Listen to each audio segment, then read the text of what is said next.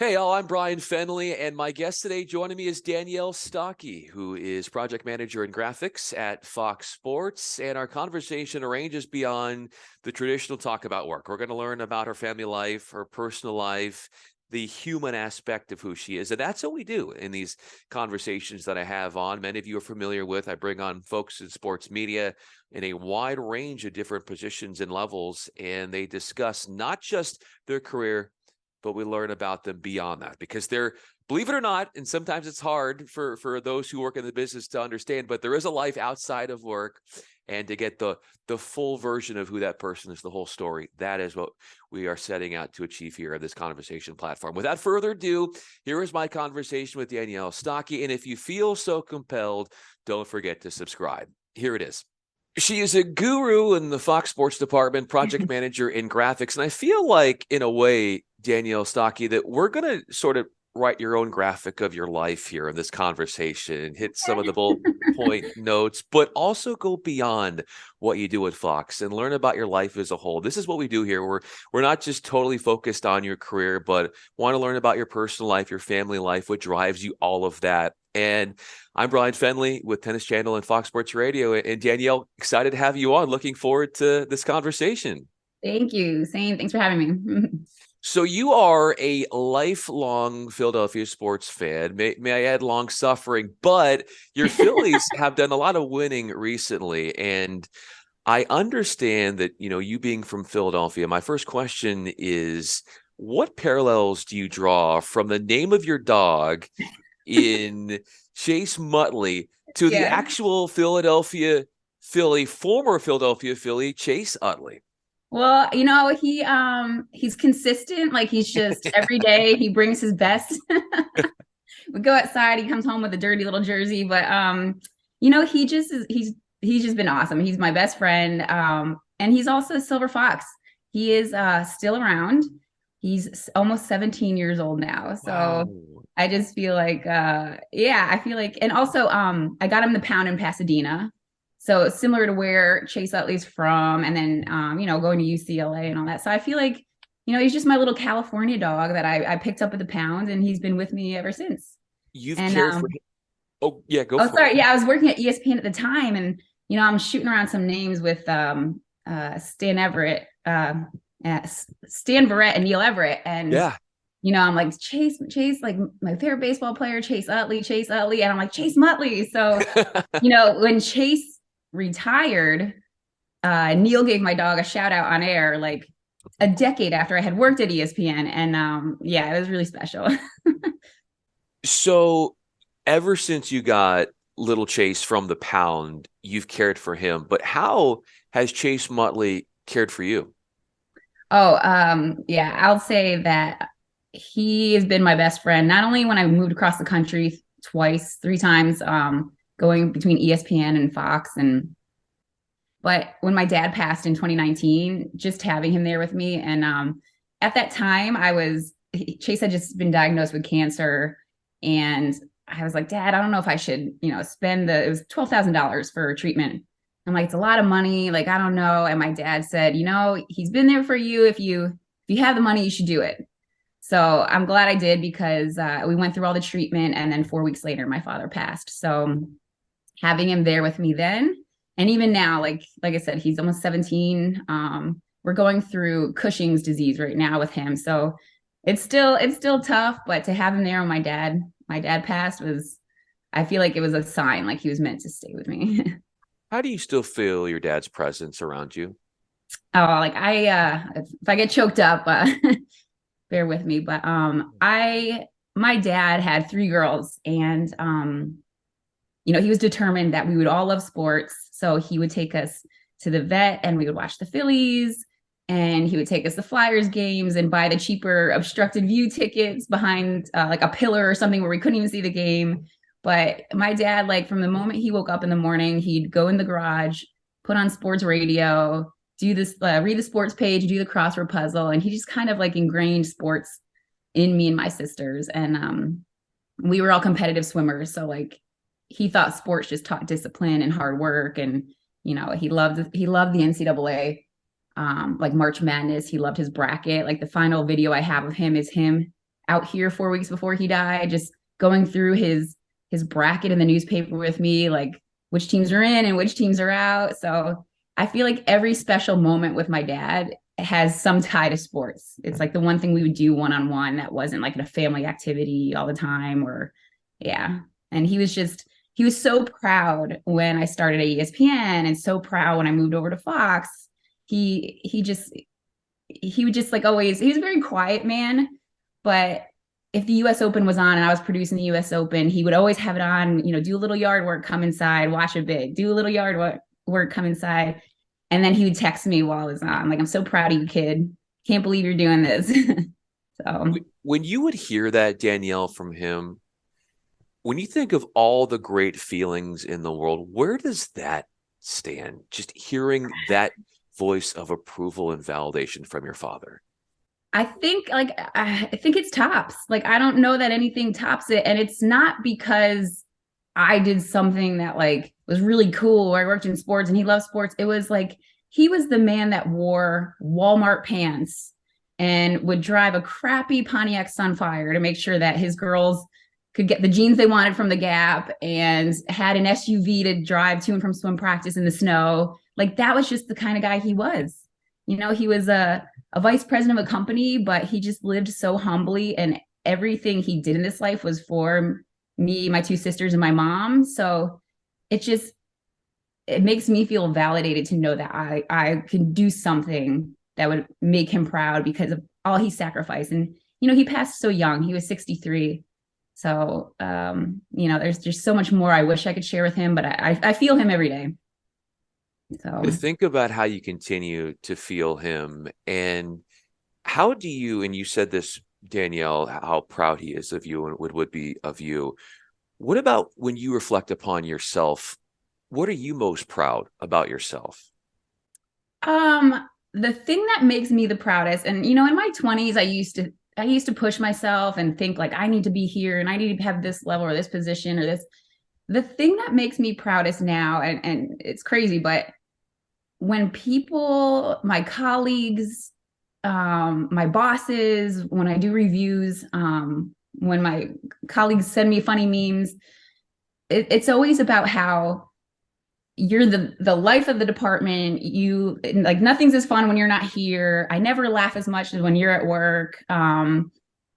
Just being kind. Like, people told me like, I can't believe you remember my name. Like, I'll go to a golf remote 2 years later and run into a vendor, and that's what makes me proudest, is that I can have conversations with people and I make them feel seen.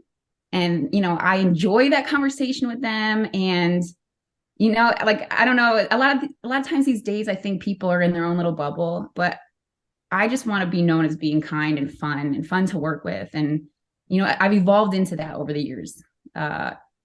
And I think that's what makes me proudest of where I am, is how my colleagues like working with me, and we just have fun every day. And having fun every day, and to think about where you started and where you came from. How have you, Danielle, had to fight for yourself through this life of yours the most? I think, it sounds cliche, but I think sometimes being a woman in sports, when I first started, to say that, I don't want to use the word bully, but I was kind of bullied a little bit. And it was interesting that it was from other females. And I dealt with women in previous jobs that I'd go home and cry sometimes. They'd start rumors about me, or, I just felt like I had to constantly be shy, or be closed off to people, because I didn't want other women to, if a guy was talking to me in the hallway, or an athlete or something, it's kind of nasty how like women can start rumors, or even men. But I think working in sports broadcasting, it's difficult because, it is a male dominated industry, and you want to be friendly, but you don't want somebody to think you're flirty.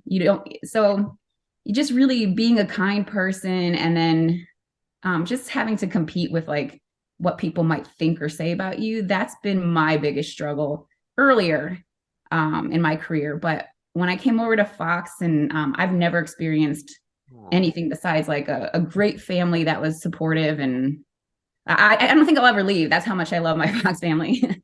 What is it about that family at Fox that makes you smile the most?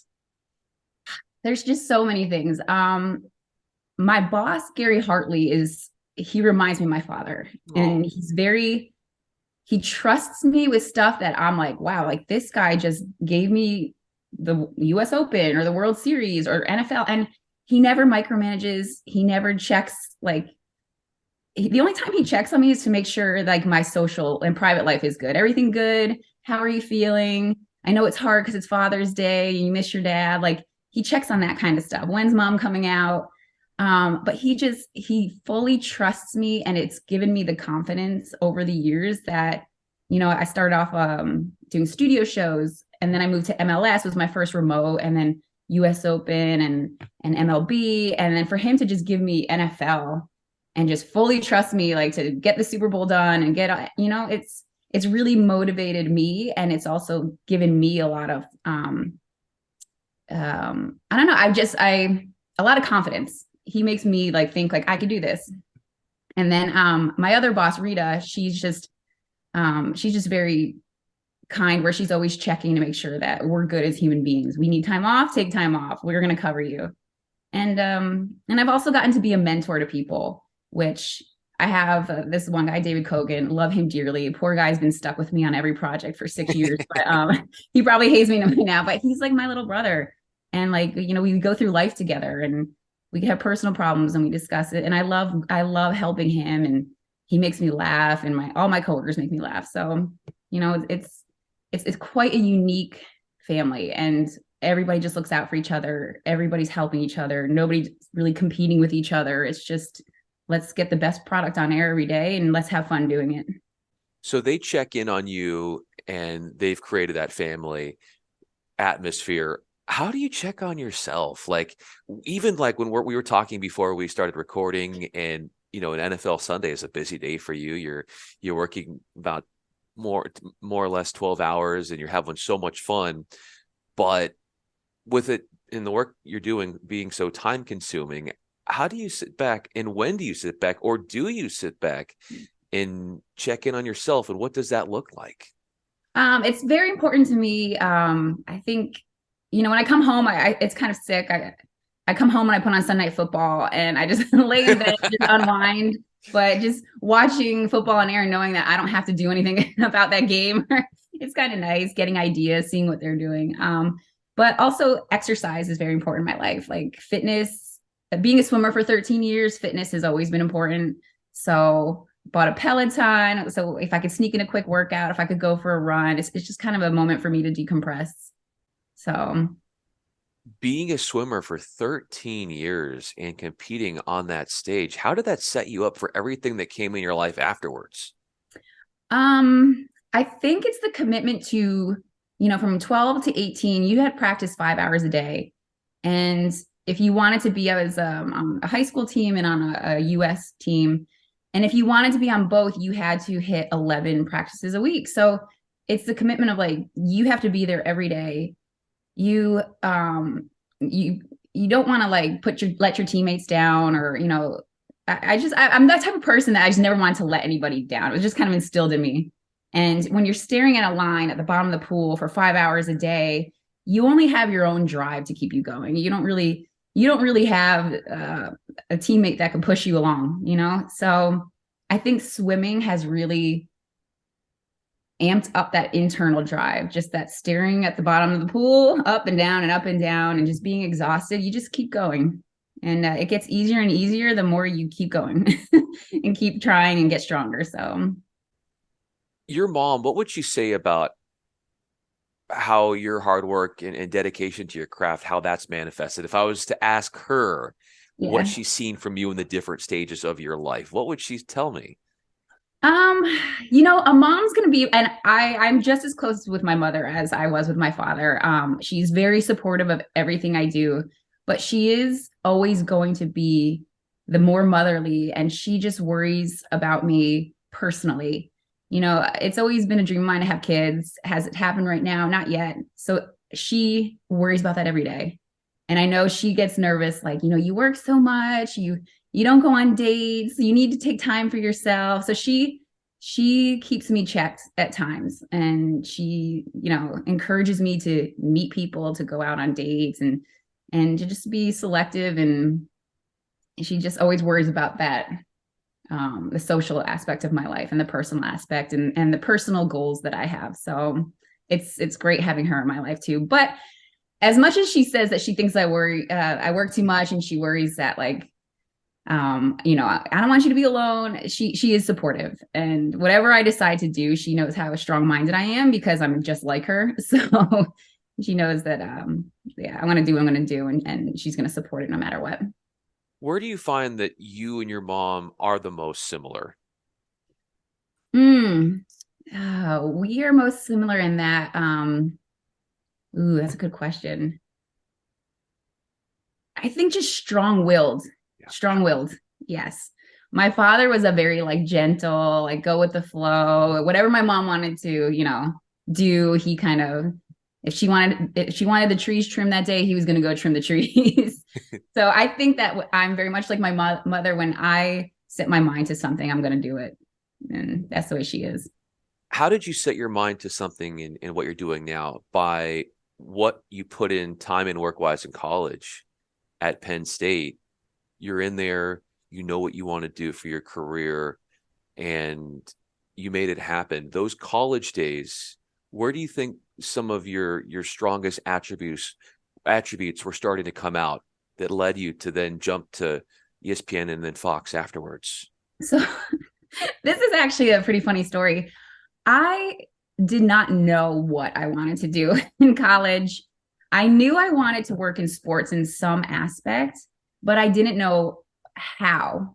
So, I took the sports broadcasting classes, and I majored in PR, and I minored in kinesiology, movement science. And when I graduated from Penn State, my uncle said, I know somebody that works at ESPN. I'll hand in your resume. So he did that. However, I didn't know who this guy was or what department he was in or anything. So I go on my interview to ESPN, and the guy's touring me around the facility. He's like, is this somewhere you'd want to work? Is this what you want to do? In the meantime, I'm like, I don't know what the job is. That's what I'm thinking on the entire interview. I'm like, I'm applying for a job, and I can't ask the guy on the interview, what am I applying for? Yeah. And I was so naive. 22, I didn't prepare for this interview at all. So I'm like, oh yeah, it's definitely what I want to do. And it turns out in the interview, he came from a big Italian family, the guy hiring me, that knew my mom's family. So the whole time, all he talked about was my family and his family and growing up. And I accepted this position after they offered it to me. And day one is when I found out, oh, I'm doing graphics. Started out as a viz op. I'm like, okay. And then I just, I'd say my career has been an evolution. I started out in graphics as a viz op. I'm like, this isn't really for me. It's not challenging. Moved on to graphics producing. And I was like, I don't know if I want to be in the control room getting yelled at for the rest of my life. So then I'm more of a creative person. And when Fox was launching their network, I saw that as an opening. And yeah, I couldn't be happier. I do have the opportunity to be creative. We just launched a new stage on stage A for Fox NFL, and we get to like dress it for holidays, and there's just so much fun we could have. And while I don't create the content myself, it's fun to like be part of that creative process. What is being part of that creative process like, and where you are able to get the most enjoyment and gratification out of that process? So, when we go into a season and for NFL, as a project manager, I kind of have to determine what are we going to need for the entire season for both the road, the studio show, and put a list of deliverables together and get those assets all created. And this year, 2020, we launched these illustrated action shots in NFL. And everybody thinks we run these guys through an app and they come out as illustrations. But, every guy, I go in player by player and select which shot is going to get illustrated, send it out to illustrators, get it in. And, just keeping up with that aspect between player trades, jersey swaps. The Niners added a stripe to their uniform. Now we need to add a stripe to all the uniforms. It's a lot of attention to detail. And then also learning new technology. We have this massive volume on set where we do graphics as if it like the same way that The Mandalorian is filmed. Hmm. We could put these 3D graphics in there, AR, XR graphics, and it's just a learning process because I'm not a big tech person. So knowing how to produce graphics or how to creatively what you can do, it's you're always learning. It's always getting more and more complex. So yeah, every week we just week in and week out, just getting ready for the studio shows, what a studio need, what do they need at the games on site, and just making sure that everybody's good. So What do you feel like of all of your strengths at work? Where do you think that they come out the most? um I think my attention to detail. I'm always looking ahead. I'm always looking like way down the road. I'm New Year's is already behind us. We had a show in Qatar. I was done with that show, like prepped for it 2 months before the guys even traveled out there. So that when production comes to me and they say, I'm gonna need this, I've already done it. And then it might be minor tweaks here and there, but that is a strong suit. And then also just being approachable and someone that people could come up to me and have a chat and get what they want, but also enjoy the time that we've had. They don't feel intimidated because the funny thing is there's a shift when you get older where I was 22 when I started at ESPN and I was afraid of all the producers. Oh, they were like, so they were older and they had been there and they were well seasoned. And then there was a shift that happened when I was in my 30s. And now these kids are coming in and they're all brand new and they've never done television and they get nervous to talk to you. So I was like, okay, I'm starting to feel about 35. I could see the nervousness when the 22-year-old BAs had to come over and ask me questions. And I just being approachable and being someone that they could, I'm like, you know what, just shoot me a text. We'll go back and forth. And if it's not what you want, let's just get it to where it is. And that's what I think is a strong suit of mine. As we wrap up this conversation, Danielle, it's clear you could see that family aspect coming in at Fox. And I love how you felt what now the 20 somethings that are just getting into the business are feeling, and you want them to know you're there for them, Yeah. as so many have been there for you. And to this day, how even looking in your family and your personal life, how your father's spirit is with you to Always. this day. Yeah. Danielle Stocki, I'm Bryan Fenley. Of course, Danielle, project manager in graphics at Fox Sports. She does so many different things. I'm Bryan Fenley again. Danielle, thanks for doing this. This was so much fun. Going beyond work and learning about your Phillies fandom and in your family and your personal life and what drives you and how you've been able to maneuver the different steps in your career. Great. Yep. Well, thank you for having me. I hope someone will watch this and it helps them in some way. And yeah, I really enjoy this time. It's great telling my story.